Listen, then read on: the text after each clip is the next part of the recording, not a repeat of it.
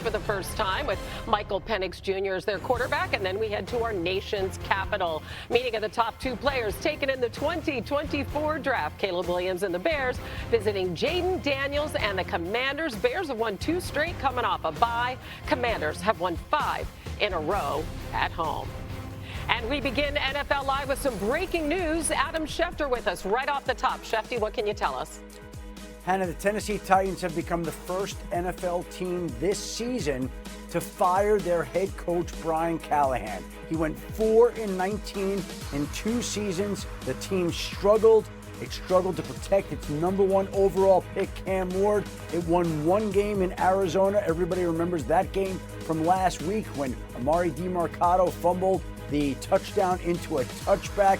And now the Titans have fired Brian Callahan. We're waiting to see who they decide to appoint as the interim head coach. A couple of candidates on staff that would make sense. Mike McCoy, formerly the head coach of the Chargers. John Fossil, who served in an interim role before. We'll see what direction they go, but they better figure it out quickly because this weekend, one of the coaches that the Titans already fired, Mike Vrabel, is leading the Patriots back into Tennessee to face the Titans. How ironic is that? Thanks, Adam. We'll get back to you shortly. Listen, we have so much to get to. We have the crew to do it. We have J-Mac. We have Field Yates here. Dan Orlovsky's in Atlanta to call the game tonight. Mina Kimes is with us. Dan, let me start with you. What's your reaction to this news? Yeah, the first call I would make if I was Tennessee would be to a guy who's going to be coaching on the field tonight behind me. It's Joe Brady, the offensive coordinator for the Buffalo Bills. The second call I would make is Mike McCarthy, then Vance Joseph. I'd call Arthur Smith, who's doing a great job in Pittsburgh, and Jesse Minter as the defensive coordinator of the Chargers. Those would be the first 5 on my list.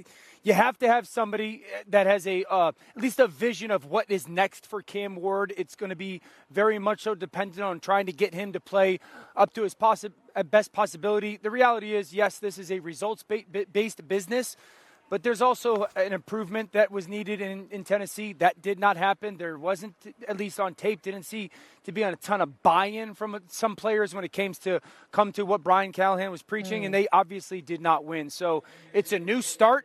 They got to build some at least continuity in Tennessee. They fired a lot of people in the last 5 or 6 years, but those names that I mentioned would be my first calls for Cam Ward and the Titans' future. Yeah, you hate this midseason for Cam Ward, rookie quarterback. Having that kind of change is never a good thing, but it's also not surprising. Callahan, there's the win-loss record, but he was brought in to fix the offense coming from Cincinnati, and the offense has been an abject disaster this year. They rank last in just about every meaningful category, but the one that really jumped out to me they're averaging under 4 yards per play on offense. To put that in perspective, there has not been a single NFL team in the last 20 years over the course of a season that's averaged under 4 yards per play. I know it's week 6, but things haven't been trending in the right direction. On top of that, there's been issues with clock management. I think back to the end of the first half versus the Colts, the field goal fiasco, admissions about not knowing the rules, you remember, with the catch. And all told, this is not entirely surprising, even if you do worry about what it means for Cam Ward's development this year. Yeah, it seems to be the norm. 17 out of the last 39 quarterbacks drafted since 2016. Head coach has been fired in either the first year or following the first year. So when you look at that, that seems to be what Cam Ward is going to go through and what so many other guys like him have gone through as first-round draft picks. I look at this situation for the Tennessee Titans, and Dan hit on what's the future for them when they start interviewing who's going to be the permanent head coach. But for right now, they have the New England Patriots coming into town Sunday. Mike Vrabel was there, had a lot of success, was coach of the year. I got to assume they're maybe looking at this situation and saying, hey, maybe we get a little bump from an interim head coach letting go of Callahan as Vrabel's coming into town. And if they were going to let go of him maybe after, you don't want to give him that satisfaction. I don't know exactly why right now in this instance, maybe just to move on and see what's next. But hey, for Cam Ward, it is a long road ahead now. They're going to need that interim head coach to be able to cover pass catchers with the way that Drake May is playing right now. Because this Patriots offense is certainly finding its rhythm, at least in the passing game. It's the perfect storm here for Brian Callahan. I think there are people that closely monitor this team that think this might even be a few weeks too late. 4 wins and 23 efforts. The only win this season, frankly, was a game that the Cardinals lost. The Titans won that game, but Arizona really handed it to them as well. On top of that, I felt like at some point a change was coming when I heard their best player, Jeffrey Simmons, yesterday after the game talking about how Thursday was their worst practice perhaps of the entire season. The team finally getting a little bit of momentum after a win, maybe feeling slightly better about itself, and then your best player basically saying the tone was set on Thursday in a negative way. Not a surprise. I guess these are always a little bit surprising given the timing, but at some point this change was coming, Dano. Yeah, so let's be honest about the Tennessee Titans, though, okay? I don't know their ownership group, and there's a lot of respect, obviously, but their ownership in the last 4 or 5 years, babyface, you know this, has fired a general manager, and then hired a new general manager, and then fired a coach, and fired that coach, and fired that general manager, now hired a new general manager, and hired a new coach, and fired the coach. There's no continuity within the organization when it comes to top-down leadership, and so Tennessee, new stadium, super talented quarterback, new general manager comes from Kansas City in the recent past year. You've got to make sure that you get these choices right of general manager, head coach, and the people around the quarterback to build long-term success. This can't just be let's hire and fire every 2 years because you're not going to win that way. You're not going to get your young quarterback to play well that way. And let's give you the list of names that you're talking about there, Dan. They fired General Manager John Robinson, who had collected a tremendous collection of talent there in Tennessee. Then they fired Mike Vrabel, who obviously has gone on to have the success that he's had here in New England. Then they fired Rand Carthon, who did a nice job there and was one of the bright young minds in the NFL. And now they fired Brian Callahan. So they've gone through an awful lot of people in Tennessee. You mentioned the new stadium coming. That could be a part of it. But the fact of the matter is there were a number of gaffes this season. I think people across the league thought the Titans would be patient to the end of the year, but obviously the owner. Yeah, no Josh Simmons. That was a last-minute change. Lions at Arrowhead and Goff under pressure. What does he do here? Throwing. James Williams right over the middle. That's the one thing Goff can do. You can bring the pressure. He's going to sit in that pocket confident, and that's one heck of a celebration. Roll perfectly. Rasheed Rice comes back. Yeah, and this score comes after a turnover. Yeah, and Patrick Mahomes, his 4th rushing touchdown this season, already ties a career high for a single season. First and goal here. A quick flick to Hollywood Brown, J-Mac. Andy Reid is one of the best in the NFL. When you get in the red zone, he's dialing something up that's going to get into the end zone. Lions second and goal on the 4, and this, what a catch by Sam Laporta-Field. Ridiculous. Like that one right there took me about 5 replays to actually believe it was true. One hand is all he needs. Next drive, the Chiefs third and goal on the Lions 3. Mahomes finds Brown wide open across the middle. And that's what it's going to take. You saw Jared Goff. He couldn't even believe it right there. But Mahomes buying time. Defenders running into each other. Hollywood Brown jumping in the stands. And then, hey, the grill. That's the smile that you love, ain't it? That's quite the grill, isn't it? All right. Looks pretty good when you win, doesn't it? The Xavier Worthy effect as well in full swing for Patrick Mahomes and the Chiefs, even when he isn't the target, when Worthy is on the field. Kansas City averaging 2 more yards per play, and Patrick Mahomes has twice as many touchdowns despite Worthy being on the field for only 1/3 of the season. So Dan, Rasheed Rice is also back as of today, or as soon as they start practicing. What did you see from the Chiefs offense last night? Trust, and I'm talking the trust from Andy Reid and Matt Nagy when it comes to the offensive line and the perimeter players. That's really been something that's been lacking in this offense for 2 years. And you see it back now with their red zone creativity. That is something that has been a staple, but one, win at the line of scrimmage. Watch the left foot jab by Worthy. Then that creates really that man-to-man pick by Juju. That's the first touchdown of the game for the Kansas City Chiefs. Then I'm talking about confusion. Man across the board. This is vintage Andy Reid and Matt Nagy. Motion by Hollywood, but when we flip it to him, we bring Kareem Hunt cross. Linebackers paying attention, don't block the defensive end, no clue where the football is, lead blockers out front. This says to me, Matt Nagy and Andy Reid are like, hey, our offensive line's good enough again. Our perimeter players are good enough. We can get creative. And then the final touchdown, really the one that seals the game. Once again, man-to-man. You're going to fast flow the back, snap it 4-by-1. Now look at all the traffic that they're creating for Hollywood Brown's defender to have to run through. You get linebackers running into linebackers and safeties and a lack of communication in that flood. For me, I really haven't seen this from this offense in 2 years. I've talked about the last 2 or 3 weeks. It's the best they've looked. It's the most complete they've looked. They're doing more things that solidify their offense. Now, yesterday reminded everybody the creativity is back, and that's because they trust that group up front and the playmakers outside. Yeah.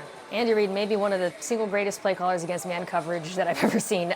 This game, the Chiefs Lions, both defenses played a ton of base, 3 backers, 4 defensive backs. The difference was Kansas City was able to take advantage of it in a big way.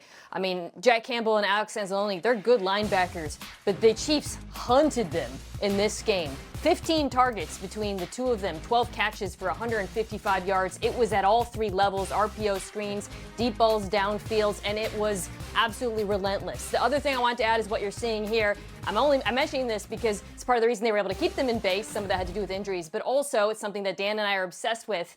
They were so much better running the ball from under center. Isaiah Pacheco, 50% of his carries were under center this game, nearly 6 yards per carry. We have been begging for this all season. It's good to see that number goes up. I think it could go up even more, and then they can continue building the play action off of that. Yeah, because the running game still hasn't been great so far, but I would say Patrick Mahomes right now leads the Chiefs with 222 rushing yards. Probably not a trend the team wants to persist for the full 17-game regular season. I've never seen him weaponize his legs as well as he is right now. The ability to buy extra time, and then these kind of decisions that he forces a defensive back or a linebacker or even a defensive lineman into. Do you hard charge to try to make a sack or hit behind the line of scrimmage on Patrick Mahomes and risk him potentially throwing the football down the field? Or do you hold back and retreat and then see him pick up 10, 12, 15 yards as a scrambler? He has 4 rushing touchdowns this season, already tied for a career high. He is on pace for over 650 rushing yards, J-Mac. He probably won't get there because at some point this won't be the same type of offense they play. But the way that he is weaponizing his legs puts defenses into a bad decision pretty much every single time he escapes the pocket. It absolutely does, and I hated it as a DB when the quarterback's coming at you. What do you do? And you have to make that split-second decision.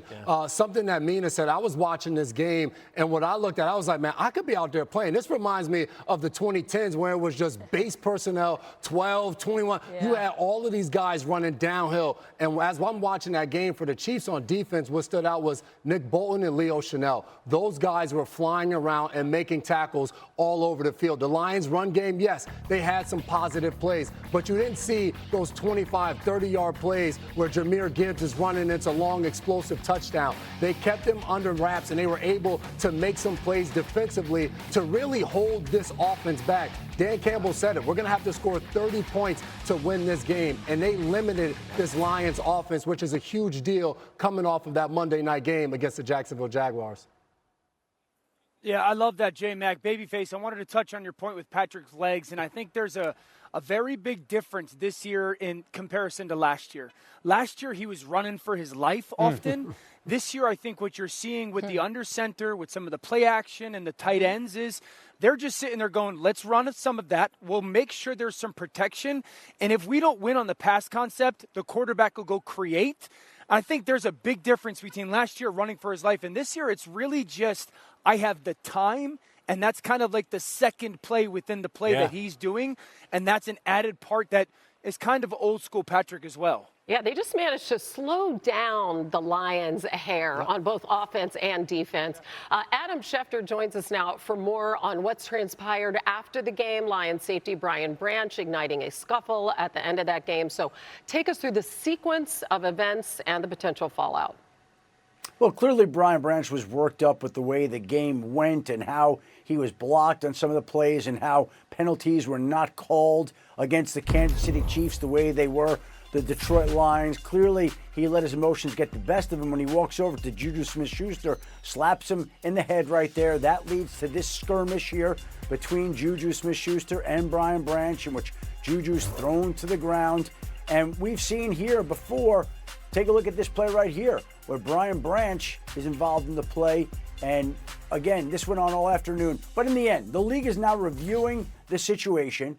And in an effort where they have pointed out that sportsmanship will be a point of emphasis, you'd have to think that they're going to treat this very seriously. At the very least, there will be heavy fines involved for the players who were involved, but it's certainly possible that we'll get a suspension. If that particular incident had occurred before the game, Brian Branch would have been thrown out of the game at that point in time, the way that Jalen Carter was thrown out of the game in the opener when he spit on Dak Prescott. He obviously, the game was over. So now the league will decide, and I think there are people across the league who would not be surprised if he wound up being suspended for a game. Yeah, Dan Campbell apologizing afterwards and saying that wasn't acceptable within their organization either. All right, Adam, this was really tough to see yesterday, as if things weren't bad enough for the 49ers. Fred Warner, oh my goodness. So take us through that and some other injuries.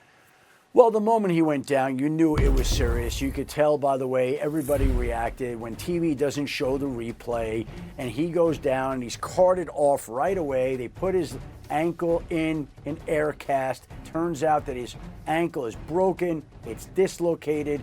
He's going to have surgery. He's going to be out for the year. It's a major loss in every way for the 49ers. As for Puka Nacua, he sprained his ankle yesterday. Now, the Rams are supposed to leave this week for London to play the Jaguars on Sunday morning. Sean McVay, the Rams head coach, said that Puka will be considered day to day going forward. It was not as bad as they thought it could be, but... And then you can back it up.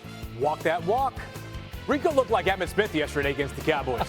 Unfortunately for the Cowboys defense. Ready to take that crave. All right, meanwhile, Dak Prescott finding George Pickens, who sprints through the defense and into the end zone. That's a familiar sight now, Pickens. Look at that. George Pickens is getting it done in the absence of CeeDee Lamb, and he's having fun while he's doing it. Meanwhile, Bryce Young finding Tedero and McMillan for the touchdown. 2 TDs. 2 touchdowns in his first time scoring touchdown so far this season. Many more to come here. The connection between he and Bryce Young is starting to grow. And on that 4th and 3, finding Hunter Renfrow over the middle. And the next play, man, Dowdle.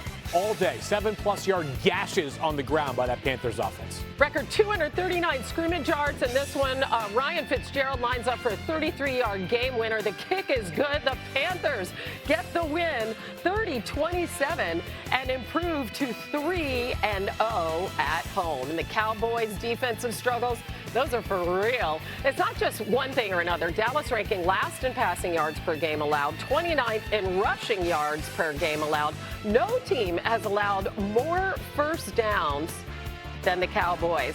So, Dan, man, how did the Panthers take advantage of that Cowboys defense? I don't know. That's not me. There we go. This Carolina yesterday had the best offensive line in football. And what you saw was them make a clear decision to double team and run behind the double team against Dallas's defense. And the way that they just, between their guards and centers or guards and tackles, moved people at the point of the run was fantastic. Backside, left guard and left tackle combination. This is a huge part, some of their counter stuff. Look how far they're moving that Cowboys defender off of the ball. This is a hole for Rico Dowdle.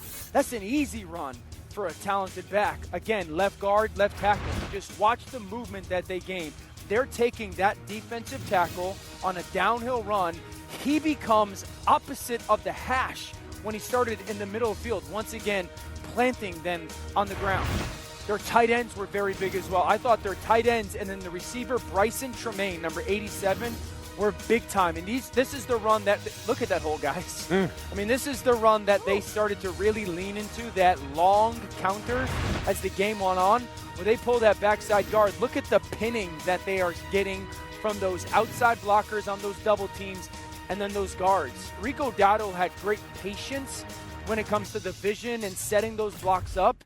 But this was a double team fest by Carolina's offense. And I think it's one that really starts to establish Carolina offensively, at least at the line of scrimmage, as one of those best offensive lines run game-wise in the NFL.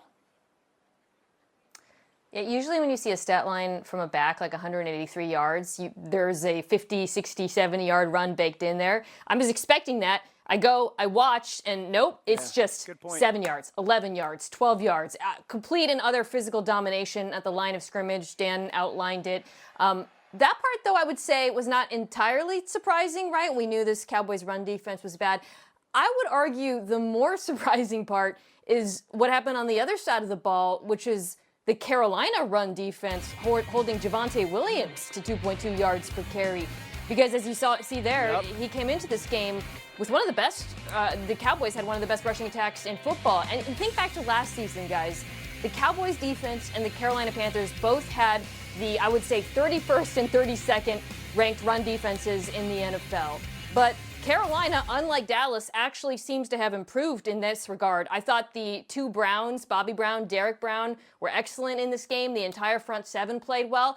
If I'm a Panthers fan, that is something I'm really optimistic about because it is such a stark improvement from last year. I want to go back to something that Dan said, which was he believes it was the best offensive line in the NFL yesterday for Carolina. They did it without three starting offensive linemen, including perhaps their best one, the right tackle, Taylor Moton. That's not a good sign for this Cowboys run defense. They are completely devoid of any sort of difference makers right now once they traded Micah Parsons. There is zero reason to believe this team has any chance of getting any better. The only way that the Cowboys are going to be able to play football this year is to follow the Bengals model from last season. We hope that we can beat you in the race to 35 points in a game because every single week they make the opposing quarterback look like a Pro Bowler. Bryce Young got things going in the second half. I thought 2 weeks ago that Bryce Young had an immensely important two-game stretch against the Dolphins, against the Cowboys. Two favorable defenses. They were down 17 early against Miami. He helps them come back and win. They win again yesterday at the buzzer. Things feeling a whole lot better for Bryce Young and the Panthers at 3-3. Yeah, and they're 3-0 at home, which is great for the home crowd. Meanwhile, Cowboys are 2-3-1. They host Commanders, sitting at 4-2 after a big overtime win over Lakeside, 36-29 in just 3 seasons. Coach Dobson is credited for reshaping the athletic culture with his best effort, love, and toughness coaching philosophy. We have 2 Monday Night Football games for you tonight. The Bills take on the Falcons at 7 Eastern on ESPN and ESPN Deportes, and the Commanders host the Bears at 8 Eastern on ABC. They're also available on the all-new ESPN app, so you can watch both starting at 8. And our Lisa Salters is on the call for the Bears-Commanders game. Lisa, so last week we saw the Commanders fall behind and then outscore the Chargers 27-0 as Jaden Daniels came back. What did he tell you about his health going into this one? Yeah, Hannah. Well, Jaden Daniels looked as sharp and as nimble as ever last week in his return from that left knee sprain. And he told us the knee feels good, like there was never anything wrong. That said, he'll still be reluctantly wearing a knee brace tonight. Daniels said he doesn't like wearing it because it feels restrictive, but he's willing to do whatever the doctors tell him. And the medical staff is advising him to wear that brace as a precaution for extra stability. So for now, the brace is staying.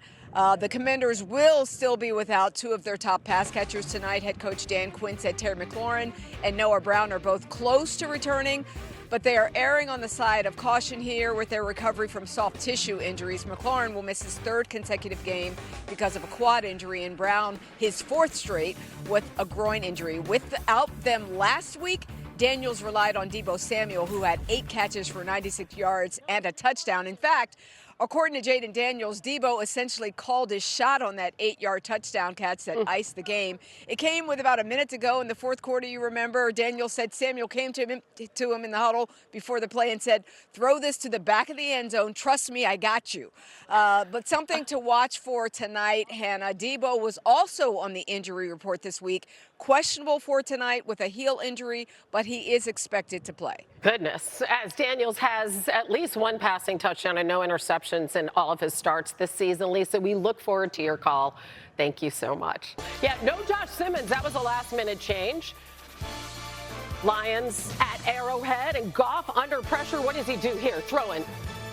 James Williams right over the middle. That's the one thing Goff can do. You can bring the pressure. He's going to sit in that pocket confident, and that's one heck of a celebration, Field. Hey.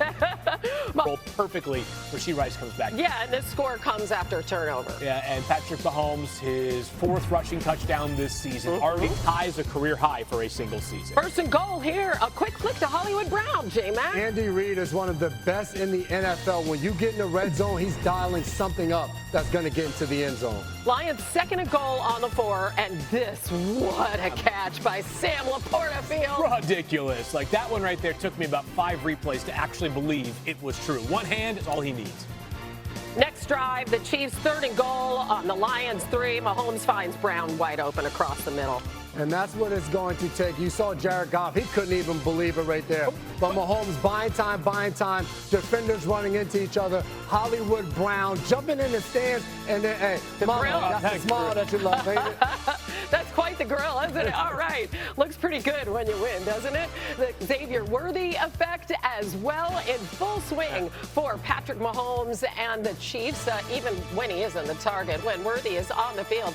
Kansas City averaging 2 more yards per play, and Patrick Mahomes has twice as many touchdowns despite Worthy being on the field for only 1/3 of the season. So Dan, Rashee Rice is also back as of today, or as soon as they start practicing.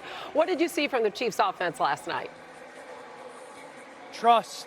And I'm talking the trust from Andy Reid and Matt Nagy when it comes to the offensive line and the perimeter players. That's really been something that's been lacking in this offense for 2 years. And you see it back now with their red zone creativity. That is something that has been a staple, but one, win at the line of scrimmage. Watch the left foot jab by Worthy. Then that creates really that man-to-man pick by Juju. That's the first touchdown of the game for the Kansas City Chiefs. Then I'm talking about confusion. Man across the board. This is vintage Andy Reid and Matt Nagy. Motion by Hollywood, but when we flip it to him, we bring Kareem Hunt cross. Linebackers paying attention, don't block the defensive end, no clue where the football is, lead blockers out front. This says to me, Matt Nagy and Andy Reid are like, hey, our offensive line's good enough again. Our perimeter players are good enough. We can get creative. And then the final touchdown, really the one that seals the game. Once again, man-to-man. You're going to fast flow the back, snap it 4x1. Now look at all the traffic that they're creating for Hollywood Brown's defender to have to run through. You get linebackers running into linebackers and safeties and a lack of communication in that flood. For me, I really haven't seen this from this offense in 2 years. I've talked about the last 2 or 3 weeks. It's the best they've looked. It's the most complete they've looked. They're doing more things that solidify their offense. Now, yesterday reminded everybody the creativity is back, and that's because they trust that group up front and the playmakers outside. Yeah. Andy Reid may be one of the single greatest play callers against. It's a great game next week. They go to SoFi. They take on the Chargers. And speaking of the Chargers, they go now to 4-2 with a close win at Miami. And the Fins fall to 1-5. Here's Tua getting the snap, firing it over the middle, and it is picked off. J-Mac, you called this game. Yeah, Tua had 3 interceptions. This one was his fault. Some of them weren't. The first one was not. But he throws this late and behind. Here comes Justin Herbert hitting Kamani Vidal. Vidal was unbelievable, got an opportunity, and he made the most of it yesterday. Here we are in the fourth quarter. Dolphins trailing, and it's the pitch to Achane. He takes it in. Devon Achane and this offense really got going in the fourth quarter. You're going to see here Tua with an opportunity to go up, extends the play, and finds his new favorite toy, Darren Waller, in the back of the end zone. But you know what? They gave Justin Herbert too much time, about 39 seconds left. He was almost sacked on the previous play, and he stays up there. That was unbelievable by Justin Herbert. And then Hassan Haskins making the block downfield. This Chargers team had no quit, and they were definitely undermanned. What a play, and he gets it all the way for Cameron Dicker. Great hold. A 33-yard attempt. Yes, it was. It was a great hold. You are correct. Chargers win 29-27. Here's Tua after. I think it starts with the leadership in helping articulate that for the guys, and then what we're expecting out of the guys, right? We're expecting this. Are we getting that? Are we not getting that? We have guys showing up to player-only meetings late, guys not showing up to player-only meetings. Like, there's a lot that goes into that. Do we have to make this mandatory? Do we not have to make this mandatory? So it's a lot of things of that nature that we got to get cleaned up, and it starts with the little things like that. As the franchise quarterback, that's not the forum to displace that. I think he knows that now. I do honestly believe it was not, there's no ill intention, but heavy is the crown of being a franchise quarterback. What I do know is that he's directly communicated with a lot of guys. I've got a lot of things to worry about, and one of them is not those comments and where our team is lying after that. You were Tua's teammate, Jay Mack. Yeah. I mean, is it the point that he said it publicly? Because that seemed to be what Mike McDaniel was saying, or is the point what's really happening with the Dolphins? I think a lot of guys, even heard former players weigh in on this. Tua was wrong in this situation to address it that way after a game. Me being a former teammate of Tua, I think what I've seen is this is a guy that came in the league. Brian Flores was his head coach. He didn't perform well and really lost some confidence and was down on himself. When McDaniel came in, you kind of saw a rebirth of Tua, one that me as a former teammate was very proud of his development off the field but also on the field. I think there's a certain amount of pressure that comes when you have that success, and even more when it comes to the payday. And when you become that franchise quarterback that Mike McDaniel is talking about, we've seen on multiple occasions this year Tua attempt to call his teammates out publicly. We saw it with Tyreek Hill. We saw it now after they lost to the Los Angeles Chargers. I think for him, leadership is being who you are and leading in a way that you're comfortable with. Guys see that as authentic and they buy into it. I think for Tua right now, you're trying to find a way. You're not having the success, so you're like, all right, I got to call guys out. I have to do this. I have to do that. You don't. You just have to be yourself and lead in a form or fashion that you're completely comfortable with, and guys will see that and they'll admire that and they'll want to follow you. Heavy is the head that wears the crown. Absolutely. That's what Mike McDaniel was saying. Yeah, and obviously every quarterback's word is going to be scrutinized, as it should be. When you fire a head coach, oftentimes teams are going to swing to the other side of the spectrum, right? They fired Brian Flores not because he wasn't doing a good job. His winning percentage is right in line, if not better than Mike McDaniel's as the Dolphins head coach when you take away that one tanking season in Miami. But he was fired because he was too hard on the players. But just call it what it is, right? The culture he set down there was one in which he held players to a high level of accountability. In Miami, the power of positivity ruled for Mike McDaniel really well early on when things are going great and they're just bombing away left and right. Tyreek Hill, Jalen Waddle, 1,000-plus yard seasons. One of the major concerns I've had since early in this Mike McDaniel tenure is when things aren't going so well, RC, who is the leader? Who's the dog in this locker room? Whether it's a coach or whether it's a player, that when the going gets tough can rally the troops, because it certainly feels like when the going gets tough in Miami, a lot of the pointing is not done with the thumb. It's all done with the finger, saying, could have been better there, could have been better there. It's all good. We're 1-5 here, but you know something? We're going to find a way to get through this. I haven't seen a lot of mental toughness from this team. This goes back to when the team went to Kansas City 2 years ago in that bitterly cold playoff game and basically didn't show up. Yeah, I mean, listen, Mike McDaniel is going to be who he is, right? Mike McDaniel can only be who they hired him to be, who he's been made to be, and he's a coach that makes the players feel good. He's a coach that feels more like a teammate than a coach from the standpoint of an authoritative figure. But we all know it's the job of the players to take the culture that the coach is trying to implement and utilize that to be the best that you could possibly be as a cohesive group. Tua Tagovailoa has never been the player to come out and call out his teammates. He's never been the player to speak publicly about what's going on in the locker room. And what I'm seeing as he's trying to find himself, he only talks about what other players do. He never says me. He never says I. He talked about it starting with leadership and then said all the things that the people outside of himself aren't doing correctly. Well, what aren't you doing correctly, Tua Tagovailoa? When are you getting to the meeting? And when you're in those meetings, how are you speaking to the players around you? When you get on the practice field, what level of accountability do you hold yourself to? It all starts with the head. It all starts with the guy that calls the shots, and that's Tua Tagovailoa. And from what I've seen from him and the way that he's conducted himself this year, he is in no way gaining the respect of those players in the locker room.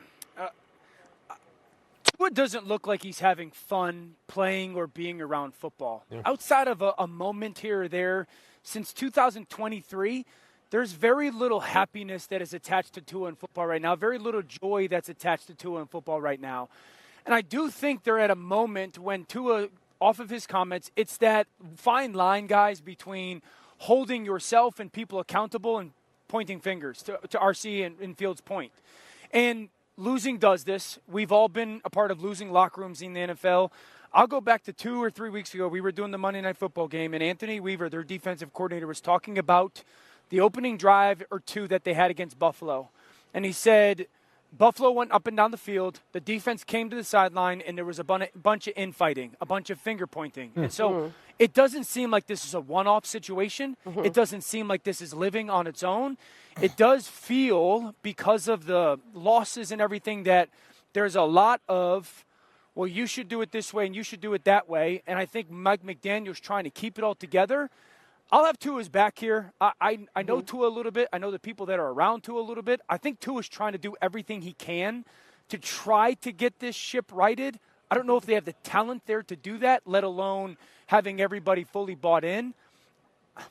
This is what losing does, and it causes a lot of finger pointing if your culture is not rock hard. Yeah, it really emanates, the bottom line, from a place of frustration. And as Adam Schefter joins us once again, what can you tell us about the state of the Dolphins organization right now?